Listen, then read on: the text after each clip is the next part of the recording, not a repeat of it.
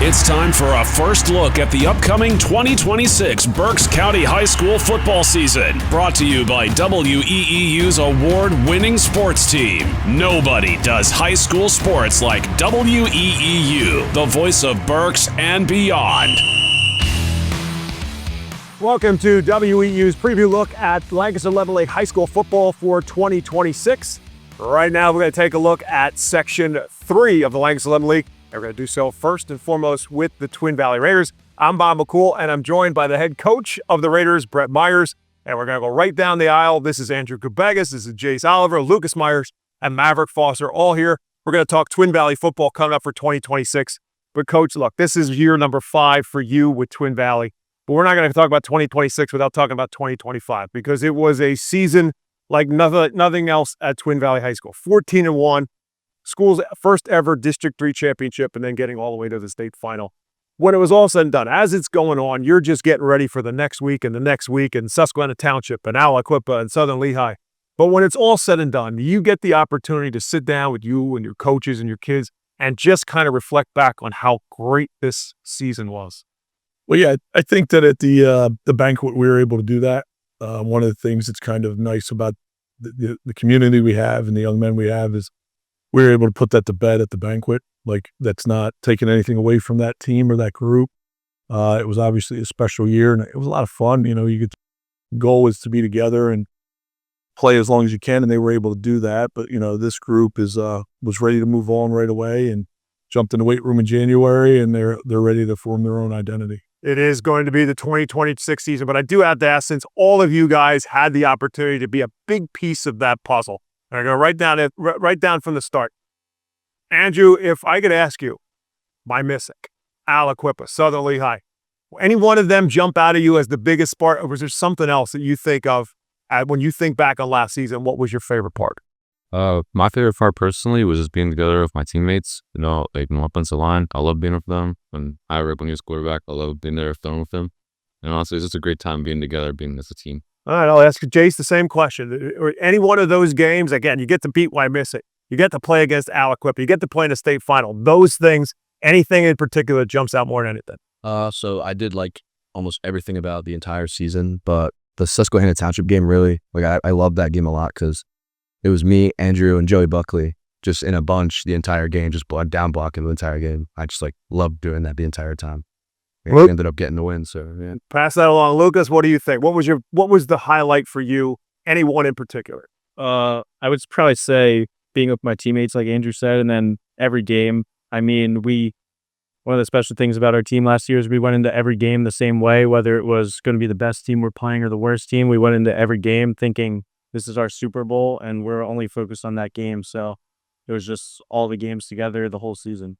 Maverick, you were kind of the rookie in the bunch last year because at your first year as a starter and all of that experience, anything in particular that jumps out from you from last year? Not really. Coming in week to week, we didn't really expect any game to be something out of our reach. We just did what we did the entire season and just trusted our ways. But I mean, coming in the Susquehanna Township game, our entire community being there and just seeing everybody come out to support us, it was just a great feeling.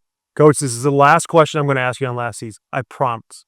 But I just do remember having a conversation with you prior to the game and going, Twin Valley's playing Aliquippa.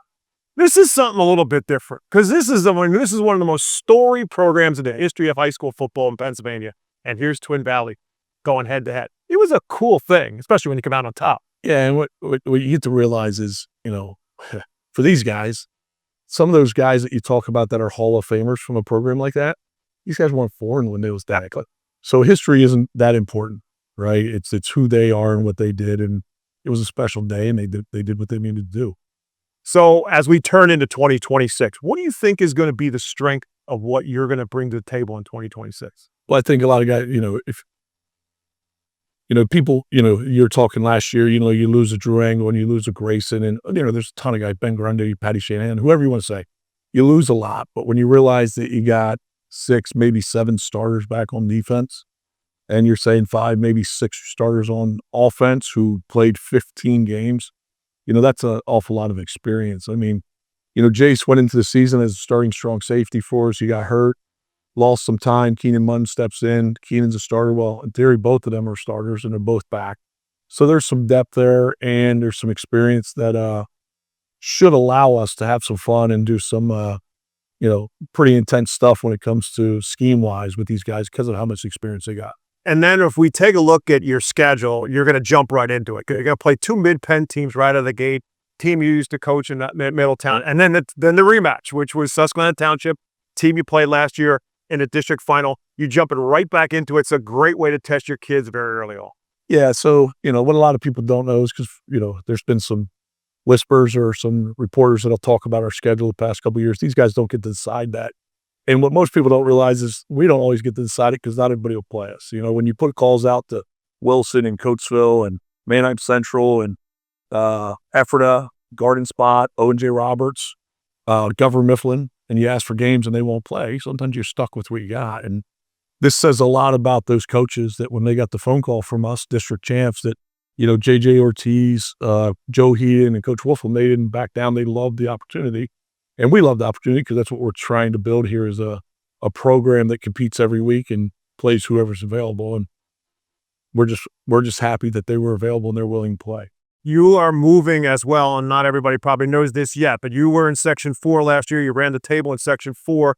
You're moving to Section 3, so it's a whole nother field of teams you get to play with, but then you take one of them with you because when missing, they will play you. That's always the case. And it was a great matchup last year, a great test for you guys, and you're going back to Bob Wolfen Field in week 3. So that's the final test before you get to the section. That's not a bad non-league game. No, it's excellent. And again, gives Coach Wolfen credit. He's been at it for a long time, and most people will say that he doesn't back down from playing anybody, and this is no different. As soon as we found out we were in a different section, him and I talked, and he said he would definitely play. We just got to figure it out, and it worked out that it was available week 3, and both of us are happy to play each other. Guys, I want to talk to you again with what Coach does and what Twin Valley does is you all get a chance to play offense as well as defense. And we'll start with you, Maverick, in terms of playing offense versus defense. What do you like playing more? I don't really know. There's a lot of factors that come into offense and defense that kind of deter them from each other, but the aggressiveness on the defensive side, I feel like sticks out to me, so I'd have to say defense. Lucas, running back, and I know the answer to this question. If you don't tell me defense, I will be stunned. But linebacker and running back, offense or defense, your favorite part? So it's more for me just being able to play, whether it's offense, defense, special teams, whatever I can play, whatever I can be on the field and help my team. I mean, I love football. Of course, I love defense, and that's what I like doing more. But anytime I can be on the field, no matter what I'm doing, I'm happy. Jayce, I'll ask you the same question. You get a chance to play some offense, you get a chance to play defense. One side jump out more? Honestly, not right now. I'm in 2 different positions on offense and I'm a completely new position on defense, so I'm equally excited both sides of the ball. All right, Andrew, what's your thought process? Tight end on one side, defensive line on the other side. Honestly, I like both of them. Whenever I get put in, I try my best at whatever coach needs me to do. Yeah, it's really about it. Coach, one thing about Twin Valley football, and I've got the opportunity to view your games a lot, but you and your coaching staff make sure that the answer to those questions is the same because you play a lot of kids. Yeah. That's what you do. That's the system that you kind of play that a lot of players play all the time. If I ask you who's starting, well, this is where we're starting, but that's far from who's going to play over the course of a game. Yeah, the ultimate goal is, to play as many guys as possible so as many people can feel a part. The goal is 30 to 35 kids that are going to get on the field out of your 55 players. But, just to be clear, they're not entitled to play. They're guys that have earned it. And we're not above having rotational players. I mean, Andrew and Jayce, at the end of the year, most of the time rotated on their own, and I didn't know who was going to be a tight end, who was going to be an H-back. Along with Joey, they just took care of it. Lucas took care of that with Drew Angle at tailback. That's our normal stuff. Probably other than quarterback and the offensive line, we try not to do too much. Offensive line-wise, we might get a guy here and there rotating, but we're trying to play as many guys as possible. In the end, it's an educational setting, and kids learn more from being on the field than they do watching. So we've been pretty lucky that way. And it also prevents a drop-off. You're just talking about it before, and all these kids got a chance to play last year. So when you go into the next season, you have that many more kids who have some more experience. Without a doubt. And it doesn't matter, Mav was quarterback last year and a rotational guy at safety. And when Jayce went down, we did some stuff personnel where you got a little more time Maverick, and next thing you know, Grant goes down. Well, that wasn't a stunner because we've had all that time, so, again, the kids learn more by being on the field, and they got to earn it. Nobody's giving anything, but in the end, you want guys to play, and that's why they come out to practice. Guys, I was talking a little bit about the schedule. Andrew, we'll start with you because you have the microphone in your hand. Is there a game on this year's schedule that you're looking forward to more than any other? I'm excited for all the games this year, but honestly, I'm trying to take it like 1 week at a time, start 2 days, just learn, get a good foundation a little bit from there. All right, Jayce, I'll ask you, same question. Is there a game on this schedule, if you're being honest, that you're looking forward to more than any other? Honestly, no. I like taking every game 1 day at a time, 1 practice at a time, 1 rep at a time. Okay. So, Lucas, I'll ask you the same question. It was a great day to go to what Bob Wolfram Field last year. You beat Wyomissing. You're getting a chance for another opportunity against Susquehanna Township. Anything that jumps out at you that you're really looking forward for the opportunity to play? Right now, we're just worried about our first day of practice and then week 1 when that comes. Maverick, I'll ask you the same question. Middletown opening weeks, Wyomissing, Susquehanna Township, any of those games early on look a little bit more exciting to you to take on that opportunity? A lot of good teams in our schedule this year, moving up and stuff. But like you three have said, just working week to week, just doing our stuff, and just playing Green Valley football. So, Coach, the other piece of the puzzle, again, these are all a lot of what you're going to face now in Section 4. You get a little bit of a understanding when you're in a Section 4 last year, but now you go to Section 3, so it's a complete new slate of teams in a lot of ways that you may not know a lot about as of yet. You'll obviously get there. But then at the end of the year, and I'm looking at the fact you're playing a Warwick, a Solanco, Warwick, Exeter, and then Cocalico at the end. I'll talk about Exeter in a moment. But from the standpoint of Section 3 of the LL, Solanco, a lot of kids back of a very tough football team. Warwick, and then Cocalico, who is always, nobody really likes playing Cocalico. They're a great football team, a really well-coached football team, and that's your Week 10 opponent. Yeah, a lot of people were talking about us moving up. 3 years ago, we were in Section 3. Right. Like, we played Solanco. We didn't play Cocalico.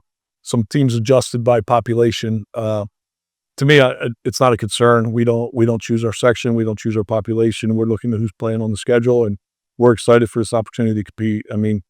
Last time we were there, we were section champs. So it is what it is. The other one I mentioned it because I have to talk about it. It's on our schedule. It's a big piece of the puzzle. And that's Week 9. One of the changes the LL's made this year is there's a mandated crossover game between Section 2 and Section 3. You weren't in Section 3, so you don't really have a natural mandated game. So let's just have you play Exeter. I know it's a game that's going to be very interesting because of I've already had people in this area who've already asked me about the Twin Valley Exeter game. It's a great matchup at a great time of the year. Yeah, and it's probably been 20 years. People don't realize Coach Bauer and I coached together. We're pretty good friends, and we're both looking forward to it. And when you get to play a team that is known for being physical, like, you look for that opportunity to see where you stand in the area, and it's a great opportunity for us. And I'm sure Matt will have his guys really ready to play like he always does, and it should be a good night for Berks County football. In addition to which, the other piece of it is you went to the 4A state championship last year, but you are now classification-wise a 5A school. And obviously Exeter, Matt has done a tremendous job to make that Exeter football program one of the best teams in the county, one of the best teams in the district, and they're a state-recognized team as well. So it's a great test to figure out where you're going to be when the 5A playoffs roll around. Yeah, without a doubt. Our population didn't change. Somehow in 2 years, our numbers stayed exactly the same, but we're up, and we're excited for that. Like I said, we've had trouble the past 3 years finding a schedule. People weren't willing to play us. I told you some of the schools that we reached out to. If there would have been opening in the schedule, Matt would have definitely took a chance to play. Now there is, by the league's forcing us to play each other, and I'm pretty sure we're both looking forward to that.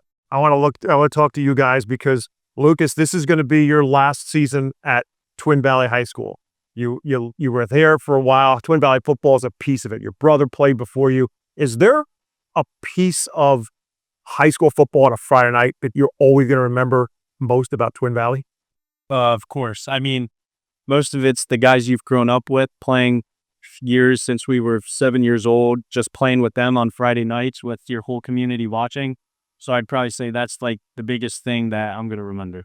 Jayce, I'll ask you the same question. Is there something when you're done playing high school football at Twin Valley you're always going to remember about Friday nights? A lot of things. Definitely the team dinners on Thursdays or before our games. I really like going to those. So spoken like a guy who wants to play up front. Andrew, I'll ask you the same question. Is there something about Friday nights at Twin Valley that you'll always remember? Yeah, it's our community. Like, we're a smaller town, and it's seeing like everyone there, like filling out the bleachers, both sides actually. Like, it's just an amazing feeling to see them walking out to see us play. Maverick, I'm going to ask you because you're the big brother on the football team because your younger brother's playing on the team. Lucas has experienced that because he was the younger brother before. What's it like having the opportunity to play with your brother every week? I mean, it's a great opportunity. Him coming in at quarterbacks. I was there last year, so I can give him some of the tips and stuff that I used last year to help us go throughout the season. Definitely competitive with him. Definitely gets him a little chippy sometimes, but it's just very fun seeing him on the field and being able to play with him.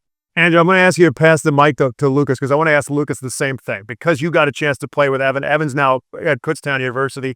What was it like playing? I mean, obviously your dad's the coach, your brother's the quarterback, you're playing football with it. Is there a moment where there was just like, look, we don't talk football for a while, or you guys just live it 24 hours a day? It was always football. I mean, me, him, and my dad all at practice together. As soon as all three of us got into the house together, it was football. Even with him being our principal in school, like football, can't really get away from it. Coach, I've asked you that when Evan was a quarterback. I asked you that question. Like, is there a downtime? Like, is there a point where your wife steps in and says, will you guys just stop talking about football? And you give them that opportunity, but they don't take it. No, I mean, and she doesn't ask that. On the way here, I was on the phone with Evan. He had a workout this morning, and he called, and I listened, and, it's kind of what we do and what we enjoy. I mean, the nice part is having an amazing coach's wife who understands that the three men in her life have something in common that they love, and everybody just lets it ride. The other piece of this, and I know I talked to you about this after why missing last year and on the field after the game, but we had this conversation, you and I did the season before when Twin Valley was now a state-ranked team, and now you beat Wyomissing, and like people need to realize who we are, and there's no doubt about it now. You've certainly made the mark of Twin Valley football. Did it happen as, I don't know, I can say easily, but as quickly as you thought it would at Twin Valley? Yeah, with the talent we have. I mean, if we're being honest, in like the first year we won 7 games, we probably should have won 9. I didn't do a very good job in 2 of those games. We got talented kids, we got a hardworking community, we got parents who understand what it means to keep your kids humble and keep them working. So in my mind, we're right where we should be for our community and the skill base and talent we got and the size kids we got. In the end, though, I just said it about Aliquippa. If I could say Aliquippa's history doesn't matter, Twin Valley's past 3-4 years, they don't matter. Like, this is a whole new group. I mean, guys have been in the weight room, looking to create their identity and looking to knock all those guys off the strength board, and they've done a great job, and we're excited to see what this group can create history-wise. So as we get ready to go, you guys are getting ready to go to camp. So I'm going to ask you as the head coach, is it fun? Is it a grind? Is it a necessary evil? What's the best part about the next couple of weeks of getting ready for opening night? Yeah, I love it. I tell these guys and they think I'm crazy. There's different, the PIAA has done a lot of different things, we'll say over the past 20 years. It was traditional 2-a-days, 2 full pads practices for 2 weeks. You had 2 scrimmages. But one of the windows that people forget is there was at one point a week of HEDAC and then 2 weeks of scrimmages before they created week 0. And to me, that was the best 3 weeks you could ever imagine. So us losing a week is a little disappointing, but I love being around these guys and coaching and watching them fight through the bumps and bruises of the 2 weeks. And I know as a player, guys don't feel that way. As a coach, I can't imagine a better 2 weeks than what's about to come. And it's all getting us set for our opening of high school football again. August 28th is our opening night. These guys, Twin Valley football, it's a part of the football landscape in Berks County, and it's going to be a part of our schedule here on WEEU as well. Gentlemen, we wish you the best of luck. Can't wait to see you guys against Susquehanna Township for our first game here on WEEU as far as Twin Valley goes. But it's going to be a great season of high school football. Guys, good luck to you for the rest of the way. Twin Valley in Section 3 of the Lancaster-Lebanon League. We continue now with our Section 3 preview of the Lancaster-Lebanon League, talking with the head coach, the brand new head coach of the Fleetwood Tigers, Mel Fegley. With Mel Fegley, the head coach of the Fleetwood Tigers, and coach taking over from making the jump from assistant to head coach, what was the impetus behind the idea that you wanted to take over and become the head coach? Well, there was a need. And Fleetwood's not typically known as a football powerhouse. We were concerned about who would want to put in for the job, and obviously we have, when I say we, there's several of us coaches that were in it together. We have children in the Ole Valley School District, and we're concerned about the quality of the program. We're not going anywhere, so we want to see it do well, and nobody wants it more than us, so why not us? What needs to happen for Fleetwood to have success in 2026? We need to be consistent. Defensively, just keep everything in front. Give your offense a chance to make plays. We just want to be able to control the line of scrimmage, make tackles, be consistent, and just make plays. And just make simple plays and don't give up big plays. I remember you, Mel Fegley, as a running back for John Yoakum and Muhlenberg, some really good football teams. Long time ago, yes. Rob Flowers, head coach at Muhlenberg. Matt Bauer, head coach at Exeter, also played under John Yoakum. Mm-hmm. What is it about Coach John Yoakum that you'll still take with you as a head coach? So Coach Yoakum and his staff, Cariciato, Jim Bauer, Lombardo, Dave Ruth, all those guys. It's a football personality. We used to call ourselves the Mule Hogs because it was just, we wanted to be nasty. We hit and we wanted to punish teams. And win or lose, if you got the hits in one, it was a good day.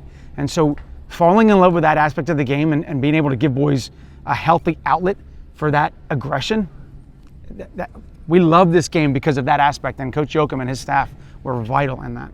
You, as a full-time employee, are a Reading City police officer. That's correct. Do you hope to bring some of that aspect, that discipline aspect, to you on the football field? So, well, yes, in the sense that as a coach, teamwork matters, communication matters, discipline matters, detail matters. Most importantly, just talking to these boys. We're coaching because we love football, but we're looking for them to become better men and understanding what makes us successful as a police officer. I have an active duty soldier on staff. We're trying to transform these young men into the examples that we are. So 100%, the qualities that I look for in a young officer, integrity, honesty, hard work, work ethic. Those are all things that would make a great football player too. So part of it, from your perspective, because Fleetwood's had some good seasons in the past. There have been some hot and cold aspects of Fleetwood's program, but it's still, from a football program, it's still a baby in a lot of ways. So turnout is a piece of it. How do you feel like the turnout will be in 2026? So, correct. The program's only about 26 years, and historically they've not had a lot of success. They've had teams with athletes, they've done some things, but historically as a program they've not made success. The difference is going to be, we're not going to win on scheme. We're going to win on our personality, our character. We're kids who want to come out and play. And if you win, winning begets more success. Success begets more success. And as that grows and kids start talking about, hey, listen, win or lose, we got the hits in one, and that it becomes infectious. That's what we're looking to grow. One of the things that's really helped this program is you have a cooperative agreement with Ole School District. Yes. I know that's where you're centered out of as well. But that cooperative agreement is a really beneficial one for this football program. Yeah, there's times that Ole has half the squad that we have out here. We have that. We've run that youth program for years, and I mean, there's times it's 50% are the Ole boys. We couldn't do it without the Ole side. You start the season against Kutztown on the road, Upper Perk, and then Elko. What do you hope to be able to, or where do you hope to be after 3 weeks of the season? What do you hope those three games get you ready for? At the end of those 3 weeks, I want the boys to understand the offense, that they're intimate with it, they understand what it looks like, how to execute defensively, what 3 and out looks like, or even 6 and out. But you can bend, we just don't break. They can get a first down, they cannot get a touchdown. As long as we kind of get a feel for how the game flows, because Section 3, it's brutal. Yeah. We want to be able to hit the ground running there, like we know what we're doing. Do you feel like, you're changing a coaching staff in a lot of ways. Did you feel like you had to keep some things? Did you feel like you had to overhaul things in terms of what you're doing scheme-wise? It's a little bit of both. Scheme-wise, it's not that much different. How we're going to call plays and what we're going to focus on offensively, that's changed a little bit. I have a young offensive coordinator that I stole from the Wilson staff, Logan Leiby, outstanding young man, a brilliant guy. He was an all-star at Selinsgrove and Bloom. He really knows how to talk to these kids. He gets in their heads what to look for, take what's there, and be successful there. the only thing that we're really changing is it's not about scheme, it's about personality. We want to be known for how we play. Section 3, you mentioned it. It can be a gauntlet. There's Warwick, there's Cocalico, there's Solanco, and now let's add Twin Valley into the mix as well. Wonderful. Yeah, so wonderful. So it's a rough road to hoe. Yeah. What do you think, and what are your expectations, and what do you think is on the horizon for the other teams in Section 3? They're all teams that can make a deep run in the postseason. All I really want to do is tell those boys, hey, they can only suit 11. I don't care how big their squad is. I don't care what they did last year or the last 10 years. They can only play 11, and those 11 are not any better than us. It's just, can you put it together? Can you play hard? Don't make mistakes, and make it a game. So confidence obviously is a piece of it. You want to make sure that they feel before the game before the kickoff of the game that, hey, let's just go play for the football, 4 quarters of football. I want those boys to know that for the next 4 quarters, they're in for a battle, and they should be excited for what's coming. That the other team should be scared for how physical we are going to be. You can get the W, but it's going to cost you something. And that's what I want my boys to go into that thinking. So tell me, well, one of the players I want to talk to you about is your son, Bo. But before we do that, some names of some players from Fleetwood High School that Berks County is going to get to know in 2026. Bryce Ryan is going to be a problem for a lot of teams. He's getting Division I looks. Chase Adams, we stole him from wide receiver. He's been a quarterback most of his life. When he came to high school, we moved him to wide receiver. He's a great athlete, all section there. He's going to play quarterback too. You're going to have to keep your eyes on him. Gabe Narvez, defensive line. That kid is quick. He's going to make a name for himself too. Of course, Travion McKinney is one of my young guys. We have a bunch of talent that is ready to shine. You felt like, talking to you before we started this conversation, that skill-wise, you were in a pretty good spot. You just got to build a little bit more of the line of scrimmage. Correct. It's Fleetwood, and once we get our numbers up and running, I'm not deep on the offensive line or defensive line, but I mean, listen, it's football. Go both ways. It's high school football, and that's part of it. One of the things that you get to do every night, you've been coaching him for a while, but your son Bo is going to be a big piece of Fleetwood football in 2026. What's been it like to be able to coach your son on a regular basis? It's been a lot of fun. Obviously, I have 3 sons, and we're all growing up in youth league, and we're all talking football, and Dad, football, this, and to watch him live it now it's special for me because he's enjoying it. He's going through that whole college tour thing, and just to hear his thoughts and what he sees, and Dad, and this and that, and then 2 sons, his brothers following. It's football all the time in my house. It's nothing's better than that. I've asked this question before to coaches who have to coach their son. Is there a moment, is there like a shut-off time? Does mom at some point in time say, look, that's it, I don't want to hear about football, at least for an X period of time? Well, their mom is a gym teacher. She's a better athlete than I was, so that's not really going to happen. But no, I mean, we talk sports all day long, and the thing is, as soon as I walk out of here, I'm Dad, and whatever his questions are, we talk about it. The mistakes you made, they're done. Tomorrow's a new day, and we've had no issues navigating that. Was it any point did you feel like you had to do it, or did it kind of come organically in terms of how that relationship of coach-father works? A little bit of both. When we first stepped on the Old Youth program, we were going to help out. But then you see how things are done, and you're just like, I think I would do it better. And then you just kind of move into spots, and the leadership positions open up, and you just move here and there. And next thing you know, 12 years later, you're the high school head coach. And there you go. So now we get moving a little bit further. You got a couple weeks to get ready for opening night. Everybody's got jitters on opening night. I don't care how long you've been around the game. You've been around the game. You've been an assistant coach. But on August 28th, you're going to walk out as a head football coach for the first time. How do you think you're going to handle that? Like it's another day. It's fun. It's going to be nerve-wracking, but there's worse things in life. Getting to Friday night with your sons his senior year, it's going to be a special moment. It's more special than nerves for me. Friday night, August the 28th, for the Fleetwood Tigers. They'll be taking on the Kutztown Cougars and their opening night game. Thanks for taking a look at our previews of the Lancaster-Lebanon League as we get you set for opening night. Thanks to Sean Tansky and Matt Knob for their work in putting all this together, in addition to the cooperation of the coaches and players for allowing us the opportunity to spend some time with them. Getting you set for August the 28th. That's when it gets rolling for us here on WEU. We get it started with Governor Mifflin and Wilson, and we'll be at it each and every Friday night and a couple of Saturdays at the A Field in Wyomissing as well. We've got a great schedule on hand for you. Hope you'll check us out. Of course, we're always on the radio at 8:30 a.m. WEU. You can find us online as well, but of course, we have the video for you too. It's on our YouTube channel at 8:30 WEU Sports. Matt Lytle, Sean Tansky, and yours truly, Bob McCool, will be with you for our Friday nights of high school football presented by Savage Auto Group, coming your way this fall.